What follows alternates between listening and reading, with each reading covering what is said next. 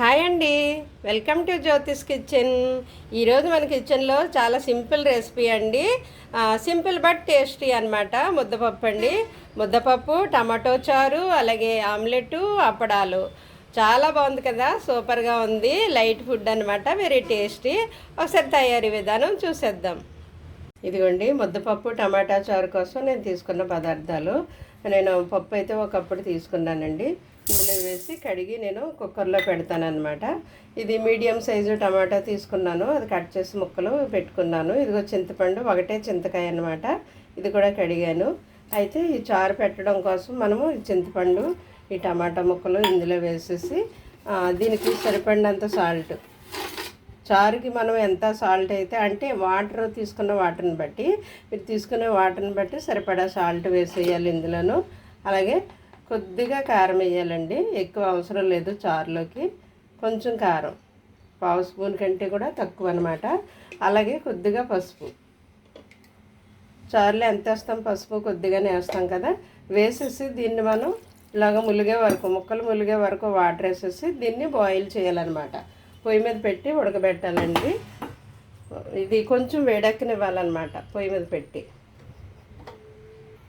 ఇదిగోండి stove on చేసి పొయ్యి మీద పెట్టాను. అయితే ఇది కొంచెం వేడెక్కనివ్వాలి. వేడెక్కిన తర్వాత దాన్ని చల్లారాక మనం మెత్తగా స్మాష్ చేస్తే అప్పుడు పేస్ట్ లాగా అవుతుంది అనమాట. అప్పుడే చారులోకి బాగుంటుంది, రసం దిగుతుంది, టమాటా రసము. అయితే కొంచెం మరగనిద్దామండి. ఇదిగోండి ఈ లోపల నేనేమో పప్పు కడిగాను. పప్పు కడిగి ఇందులో ములిగే వరకు వాటర్ వేసి, ఇంకేమి వేయొద్దు, ఒట్టి పప్పు వాటరే అనమాట. ఇది నేను కుక్కర్లో బాయిల్ చేస్తాను. ఏమీ వేయకుండా పెడితేనే బాగా మెత్తగా ఉడుకుతుందండి. ఈ లోపల నాకు టమాటాలు కూడా ఇదిగో మరిగిపోయేవి చూసారా. ఇలా మరిగితే చాలండి, ఇది ఆపేయడమే.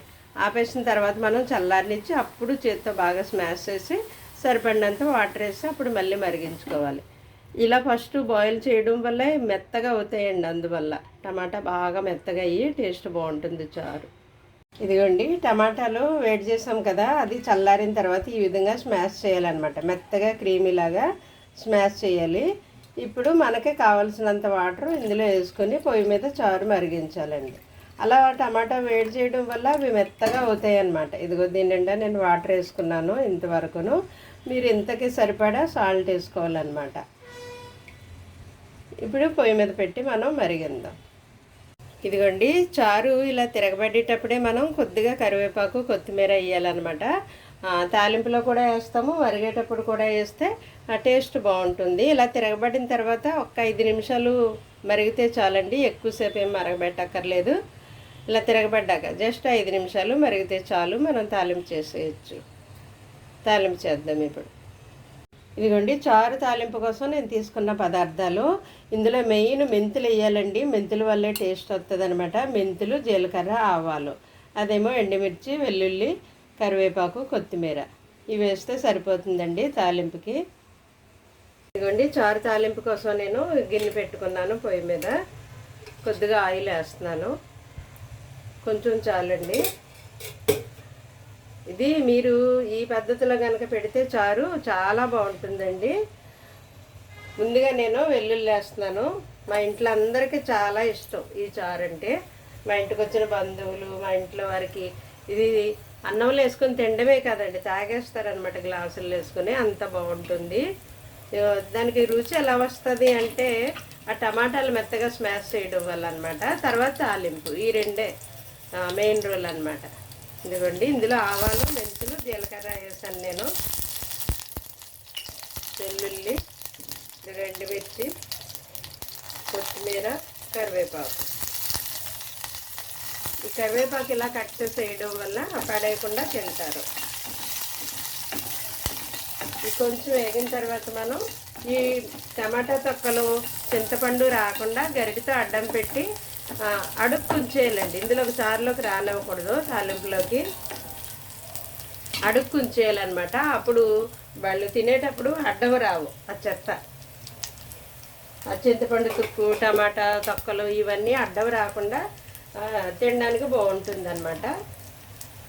ఇదిగో తాలింపు వేగిపోయిన తర్వాత మనం ఇందులోకి చారు వేసేద్దామండి.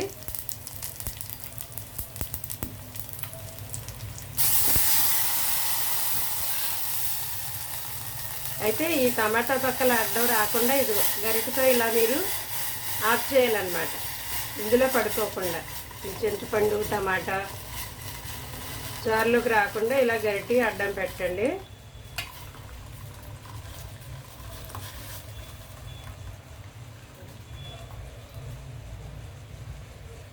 ఇది అడుక్కు ఉండిపోయి చూసారా, ఇందులోకి చింతపండు టమాటా తొక్కలు. అప్పుడు ఇందులో తినేటప్పుడు వాళ్ళకి అడ్డం రావన్నమాట, బాగుంటుంది.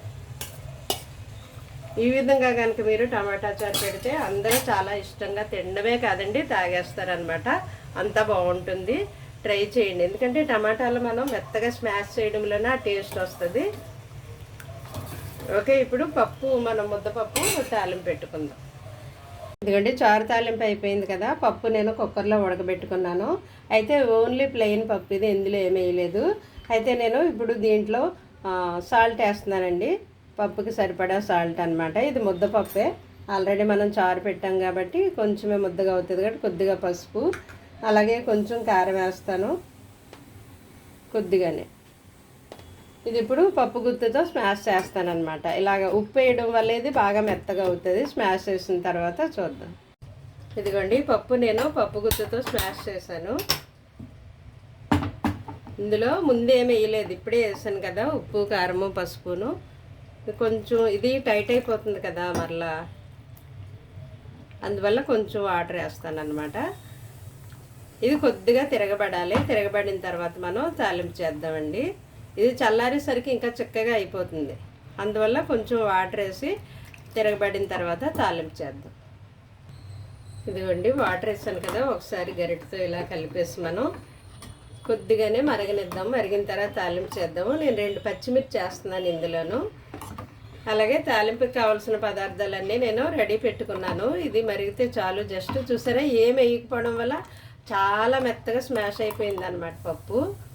ఓకే, తాలింపుకి తీసుకున్న పదార్థాలు జీలకర్ర, ఆవాలు, వెల్లుల్లి, ఎండుమిర్చి, కరివేపాకు, కొత్తిమీర, ఇవన్నమాట నేను తీసుకున్న పదార్థాలు. ఇది జస్ట్ కొంచెం వేడెక్కాక అప్పుడు మనం తాలింపు చేద్దాం. ఈ లోపల నేను పక్కనే అప్పడాలు వేపుకుంటానండి. అప్పడాలు వేపుకున్నాక మిగిలిన ఆయిల్లో ఇది నేను పప్పు తాలింపు చేసేస్తాను అనమాట. అప్పడాలు వేపుకుందాం. అదిగోండి పప్పు ఏమో అటువైపు మరుగుతుంది అనమాట. నేనేమి ఇక్కడ అప్పడాలు వేపుకోవడానికి ఆయిల్ పెట్టుకున్నాను. ఓకే, ఆయిల్ హీట్ అయ్యింది, అప్పడం వేద్దాం. ఆయిల్ హీట్ అయితే చాలండి, తొందరగా ఎగిపోతాయి కదా అప్పడాలు.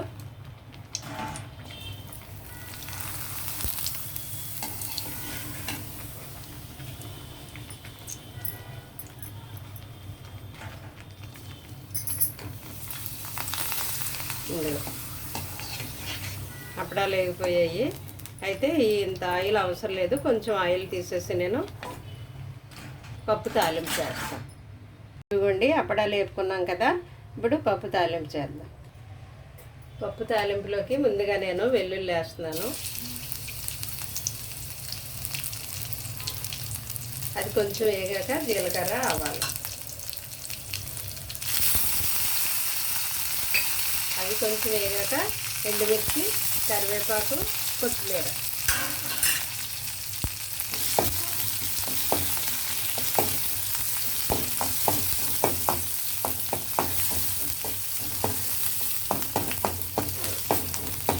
ఇవి వేగిన తర్వాత మనం పప్పులోకి తిరగేసేయడం.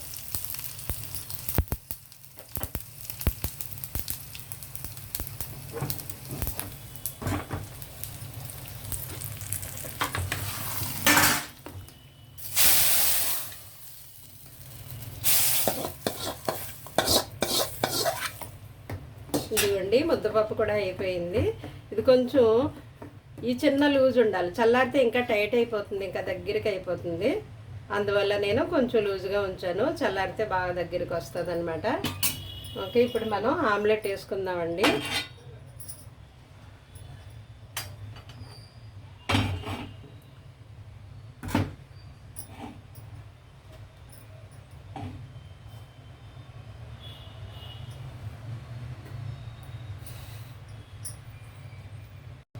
ఇదిగోండి ఆమ్లెట్ కోసం మనం పెనం పెట్టుకున్నాం కదా, కొద్దిగా ఆయిల్ వేస్తున్నాను.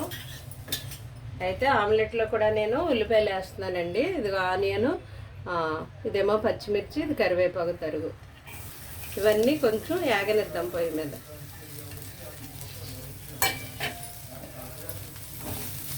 ఓకే, ఇవన్నీ వేగిన తర్వాత దీని మీద మనం ఉప్పు కారం చల్లి గుడ్డు పగలగొట్టేద్దామండి. గుడ్డు గిలకొట్టి వేసే కంటే మనం ఎలా వేస్తేనే టేస్ట్ బాగుంటుంది అనమాట ఆమ్లెట్. మీరు వేసుకొని చూడండి, అప్పుడు మీకే తెలుస్తుంది. ఉల్లిపాయలు కొంచెం వేగనిద్దాం మనం. ఇదిగోండి, ఉల్లిపాయలు కొంచెం వేగుతున్నాయి కదా, ఈ టైంలో మనం దీని మీద ఉప్పు కారం చల్లాలన్నమాట. ఈ ఉల్లిపాయలకి సరిపడాలి. ఓకే, కొద్దిగా కొంచెం సాల్ట్ వేసాను, అలాగే కొద్దిగా కారం. ఇవి ఒకసారి ఇలా కలుపుదామండి. ఇలా కలుపుదాము. ఇలా కలిపిన తర్వాత మనము గుడ్లు పగలగొట్టి దీని మీద ఇలాగ వేసేద్దామండి. బాగుంటుంది ఇలా రోస్ట్ అయితేనే. లేదంటే ఆమ్లెట్ మీద మనం ఆనియన్ పరిచినా అలా కూడా బాగుంటుంది, ఇలా కూడా బాగుంటుంది. ఇప్పుడు మనం గుడ్డు పగలగొట్టి దీని మీద ఇలా వేసేద్దాం.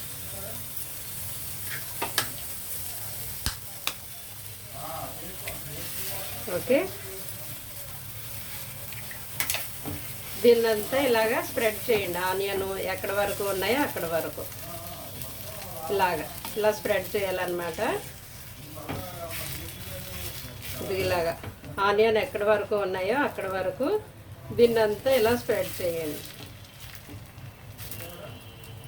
ఓకే, ఇలా స్ప్రెడ్ చేసిన తర్వాత మనం మరలా దీని మీద పైన సాల్ట్ చల్లాలి. ఎందుకంటే ఎగ్ చప్పగా ఉండకుండా మనము ఉల్లిపాయల మీద వేసాం కదా, అందువల్ల పైన కొద్దిగా ఇలా సాల్ట్ చల్లేసి, అలాగే పైన మరలా కారం వేస్తాం అన్నమాట. కొద్దిగా ఇలాగ చల్లేయాలి.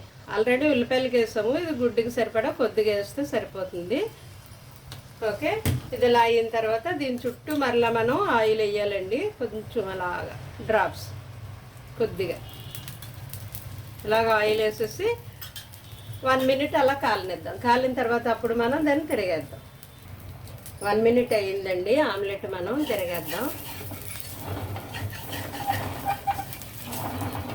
కొంచెం చుట్టూ ఇలా అనుకొని అలా తిరిగేసాడు.